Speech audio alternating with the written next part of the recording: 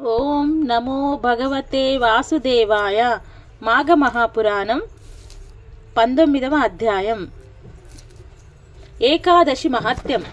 సంవత్సరంలో వచ్చు 12 మాసములలోని మాఘమాసం అతి ప్రశస్తమైనది.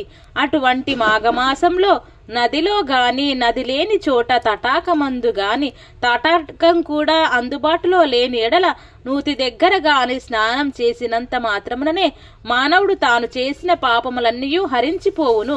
పూర్వం అనంతుడను విప్రపుంగవుడు యమునా నది తీరమందున్న అగ్రహారంలో నివసించుచుండెను. అతని పూర్వీకులందరూ గొప్ప జ్ఞానవంతులు, తపశ్శాలురు, దాన ధర్మములు చేసి కీర్తి పొందియున్నారు. అతడు చిన్నతనం నుండి గడసరి పెంకువాడు అయినను తల్లిదండ్రుల భయభక్తుల వలన కొంతవరకు మాత్రమే విద్య నేర్చుకొనెను. దుష్ట సహవాసములు చేసి అనేక దుర్గుణములను కలవాడాయను. మద్య మాంసములు సేవించి కన్న బిడ్డలను కూడా అమ్ముకొనుచుండెను. అలా సంపాదించి ధనవంతుడాయను. కొంతకాలానికి వృద్ధుడాయను. తనకున్న ధనంతో తాను తినడు, ఇతరులకు పెట్టడు. ఒకనాటి రాత్రి పరుండు బోవునప్పుడు ఆలోచించెను, అయ్యో నేనెంతటి పాపాత్ముడనైతిని. దానం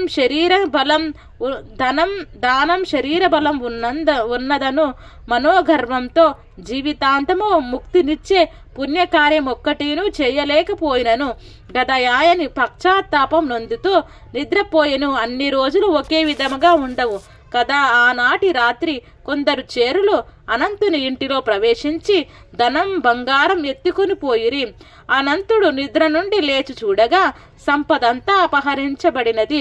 అన్యాయంగా ఆర్జించిన దానం అన్యాక్రాంతం ఆయనని రోదన చేసినాడు. ఆ సమయమున పెద్దల నీతులు జ్ఞప్తికి వచ్చినవి. తాను చేసిన పాపములకు ప్రాయశ్చిత్తం కోరసాగెను. ఆ సమయమునే మాఘమాసం నడుచుచున్నందున యమునా నదికి వెళ్లి స్నానమాడెను. అందువలన అతనికి మాఘమాస స్నాన ఫలం దక్కెను. నదిలో మునిగి తడి బట్టలతో ఒడ్డుకు వచ్చెను. చలికి గడగడా వనికి బిర్రబిగిసిపోయినాడు. నారాయణ అని ప్రాణాలు విడిచినాడు. ఆ ఒక్క దినమైనను నదిలో స్నానం చేయుట వలన తాను చేసియున్న పాపాలన్నీ నశించిపోయి వైకుంఠవాసుడాయను అని వశిష్ఠుడు తెలియజేసెను. ఇది మాఘ మహాపురాణం 19వ అధ్యాయం సంపూర్ణం.